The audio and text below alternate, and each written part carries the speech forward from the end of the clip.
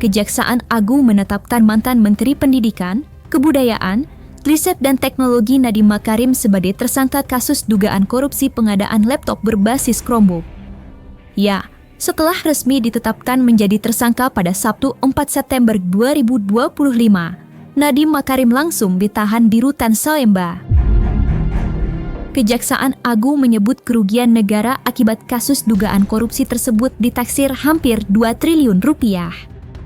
Namun, menariknya Nadiem Makarim membantah dengan tegas tudingan tersebut. Di sisi lain, Hotman Paris yang merupakan kuasa hukum Nadiem Makarim tampak pasang badan membela kliennya. Bahkan Hotman Paris meminta bantuan kepada Presiden Prabowo Subianto untuk melakukan gelar perkara di istana demi membuktikan Nadiem Makarim tidak terlibat dalam kasus dugaan korupsi pengadaan laptop berbasis Chromebook. Untuk mengetahui fakta-fakta di balik itu semua secara utuh dan menyeluruh, maka inilah 5 fakta geger terkait kasus korupsi pengadaan laptop berbasis Chromebook Nadiem Makarim versi Cumi Top 5.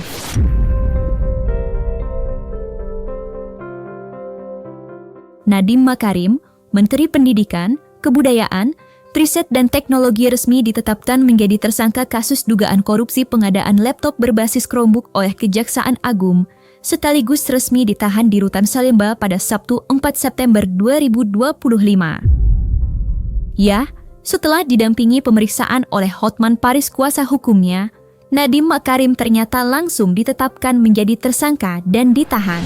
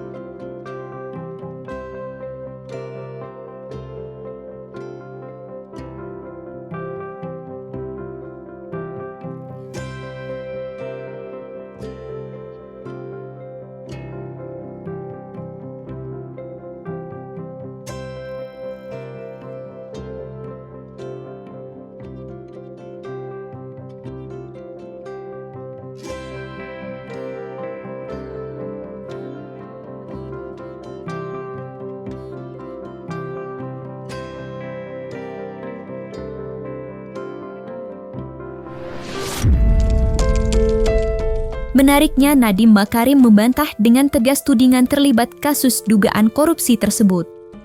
Nadiem Makarim bahkan berani menyebut nama Tuhan sebagai bentuk sumpahnya.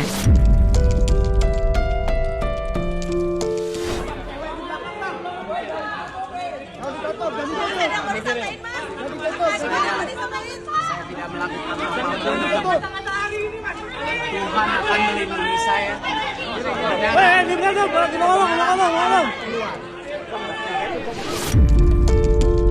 Sementara, Hotman Paris kuasa hukum Nadiem Makarim merasa janggal mengapa kliennya itu bisa ditetapkan sebagai tersangka dan langsung ditahan. Ada berita terheboh. Mantan Menteri Pendidikan Nadiem ditahan dan jadi berita yang sangat hakal, sangat viral. Ada apa? Kenapa sekarang? Kenapa harus sekarang ditahan dia? Halo para analis politik, silahkan jawab sendiri. Hotman Paris menyebut bahwa kliennya Nadiem Makarim tak menerima uang pengadaan laptop berbasis Chromebook yang ditudingkan. Ya, Hotman Paris sendiri merasa heran mengapa kliennya itu ditetapkan menjadi tersangka dan langsung ditahan. Hotman Paris sebagai kuasa hukum dari Nadiem Makarim. Hasil penyelidikan, jaksa tidak menemukan Nadiem menerima 1 sen pun dari pihak manapun.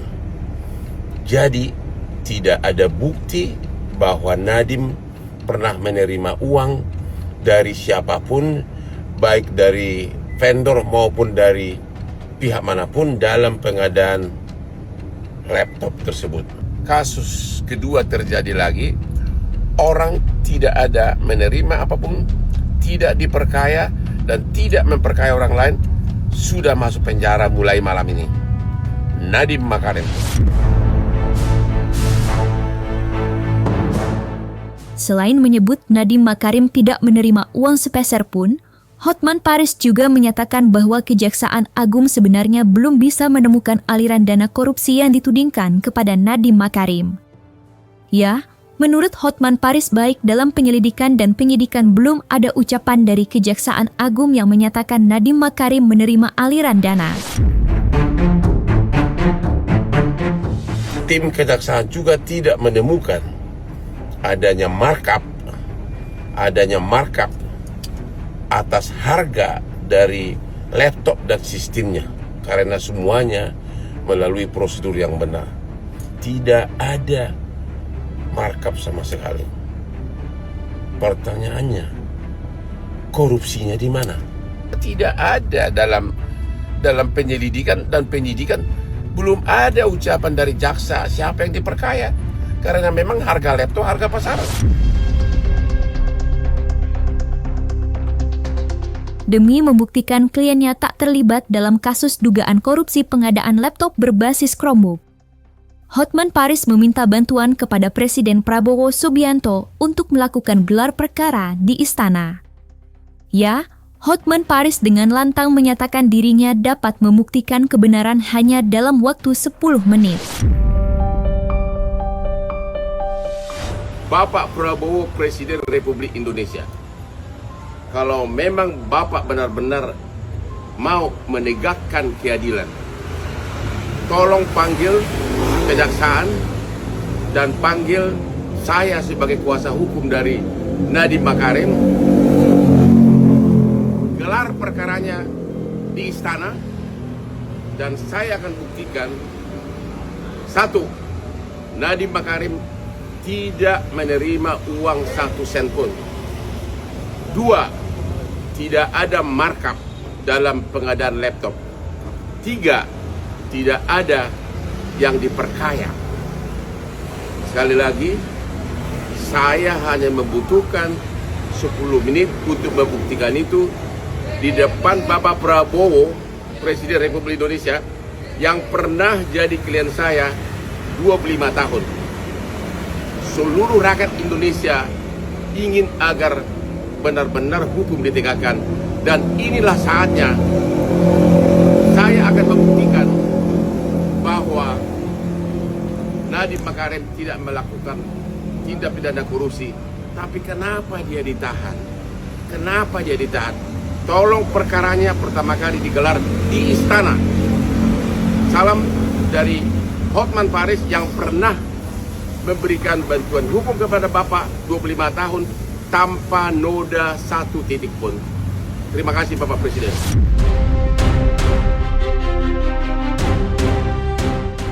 Hotman Paris tampak menyinggung kasus dugaan korupsi Tom Lembong usai kliennya Nadiem Makarim ditetapkan jadi tersangka dan ditahan di Rutan Salemba. Ya, menurut Hotman Paris kasus kliennya ini bak menjadi kasus kedua setelah Tom Lembong, di mana tersangka belum terbukti menerima aliran dana sepeser pun. Hotman mau pergi, mau berangkat mengunjungi fakultas hukum saya, mau protes kepada para dosen. Hei para dosen, dulu kau mengajari Hotman bahwa salah satu unsur vital dari suatu perkara korupsi harus ada memperkaya diri sendiri atau memperkaya orang lain. Waduh, dalam kasus Lembong tidak menerima uang 1 sen pun. Para importir swasta menjual gula ke negara BUMN 9.000 per kilogram. Padahal di pasaran harga gula sudah sangat tinggi. Ada berkisar dari 12.000, 13.000, 15.000 per kilogram. Bahkan ada seorang berpangkat Inspektur Jenderal Polisi yang adalah pengurus dari Inkopol mengatakan pada saat itu harga gula sudah 19.000 per kilogram di pasaran. Dan dia mengatakan justru negara diuntungkan oleh 8 importir swasta ini. karena menjual ke negara BUMN hanyalah 9.000. Kasus Lembong pertama, sekarang terulang lagi. Pak dosen di kampus mengatakan harus ada memperkaya diri sendiri.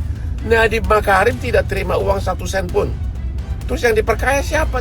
Halo para dosen saya di kampus, saya minta pertanggungjawaban apakah teori hukum yang kau ajarkan kepada saya salah atau mereka-mereka yang salah.